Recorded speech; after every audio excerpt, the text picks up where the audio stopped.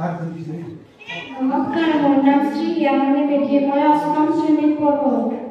নমস্কাৰ, মোৰ নাম শ্ৰী ধনঞ্জয় ৰাভা, মই অষ্টম শ্ৰেণীত পঢ়ো।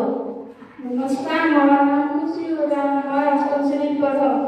নমস্কাৰ, মোৰ নাম শ্ৰী অনুষ্কা মেধি, মই সপ্তম শ্ৰেণীত পঢ়ো। নমস্কাৰ, মোৰ নাম শ্ৰী অনুষ্কা বৰা, মই অষ্টম শ্ৰেণীত পঢ়ো। নমস্কাৰ, মোৰ নাম শ্ৰী অমিতা দাস, মই অষ্টম শ্ৰেণীত পঢ়ো। নমস্কাৰ, মোৰ নাম শ্ৰী দেৱী মাধানী, মই সপ্তম শ্ৰেণীত পঢ়ো। বিকশিত ভাৰত 2025 চনৰ বিষয়বস্তু হ'ল সাধাৰণ ঘৰুৱা পদ্ধতি ব্যৱহাৰ কৰি পানী বিশুদ্ধীকৰণ। জীৱন নিৰ্বাহৰ কাৰণে বিশুদ্ধ পানী খোৱাটো আমাৰ স্বাস্থ্যৰ কাৰণে গুৰুত্বপূৰ্ণ। সেয়েহে সহজ আৰু ঘৰুৱা পদ্ধতি ব্যৱহাৰ কৰি পানী বিশুদ্ধীকৰণৰ এটি আৰ্হি আমি প্ৰস্তুত কৰি উঠাইছোঁ।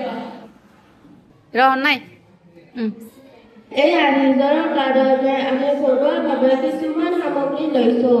সেইবোৰ হ'ল ডাঙৰ শিল, বালি, সৰু শিল, এঙাৰ আৰু কপা আৰু এটা বটল।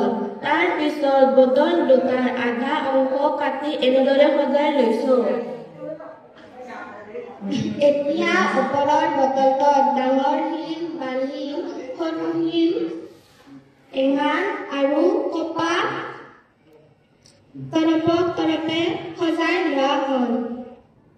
এতিয়া এটা বটলৰ ওপৰৰ বটলটোৰ পৰা পানী সলকি বিশুদ্ধ পানী তললৈ পৰিব।